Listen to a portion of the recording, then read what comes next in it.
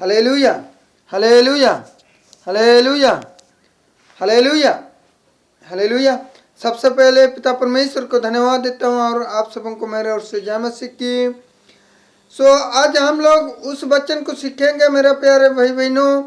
इस बुरे युग में, बुरे दिन में हम और आपको, जो हम मसीह में पाए जाते हैं, क्रिश्चियन में पाए जाते हैं, उन लोग, गैर मसीह लोग यानी औरों लोग हम और आपको बहुत कुछ कहेंगे,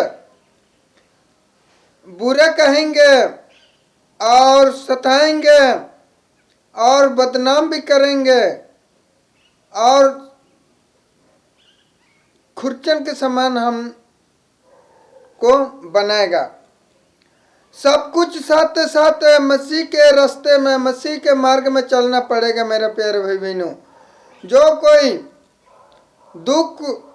दुख को झेलते झेलते पार हो जाता है वो विजय प्राप्त करता है।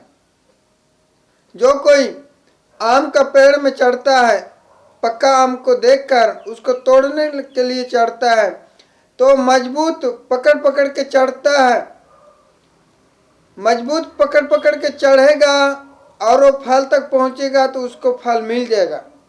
उसी प्रकार मसीह का मार्ग में भी है।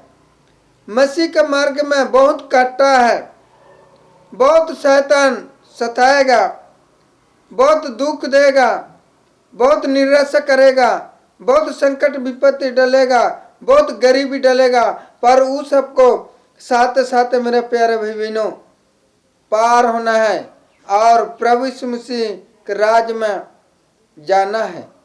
आओ आज हम लोग पवित्र बाइबल में से देखेंगे पहले कुरिन्थियों 4 अध्याय उसका 12 पद। यहाँ पर लिखा हुआ है,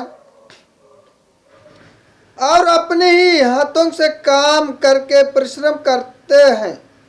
लोग हमें बुरा कहते हैं, हम आशीष देते हैं। वो सताते हैं, हम सहते हैं। वो बदनाम करते हैं, हम विनती करते हैं। हम आज तक जगत का कूड़ा और सब वस्तुओं की खुरचन के समान ठहरे हैं। Hallelujah, hallelujah.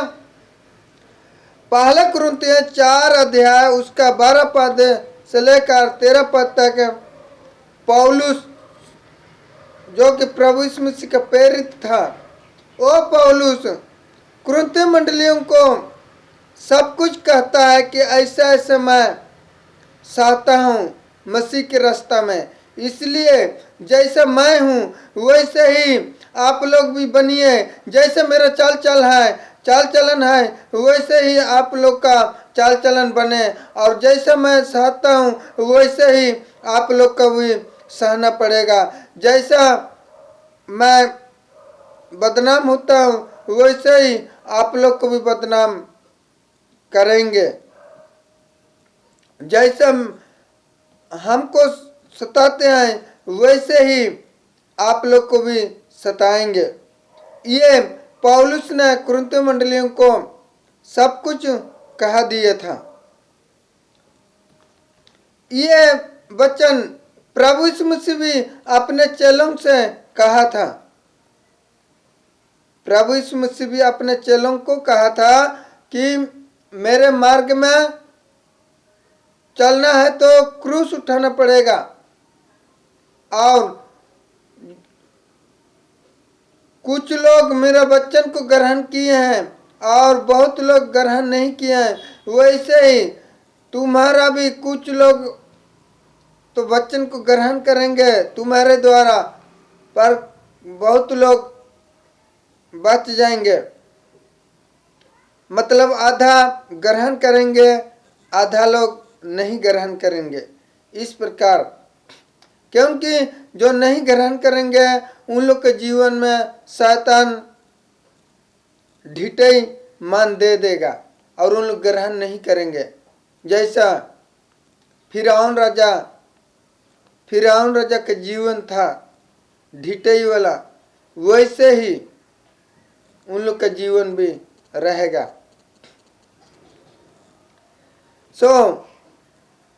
हम भी पौलुस की तरह हमारा जीवन भी बनना चाहिए। अपना हाथ का कमाई का रोटी खाना चाहिए। और लोग बुरा कहेंगे तो हम आशीष देना चाहिए। लोग सताएंगे तो हम और आपको सहना पड़ेगा। और बदनाम करेंगे तो हम विनती करना चाहिए। बिना मतलब का बदनाम करेंगे तो हम विनती कर सकते हैं, क्योंकि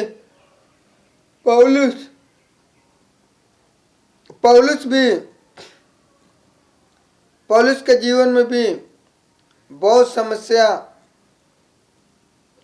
झेला है। और कहता है, आज तक जगत का कूड़ा और सब वस्तुओं की खुरचन के समान ठहरे हैं। सब वस्तुओं की खुरचन किसको बोलते हैं?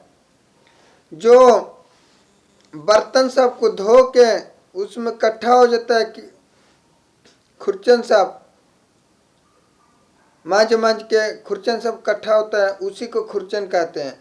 वैसे ही उसका जीवन में पड़ा है। हम और आपको भी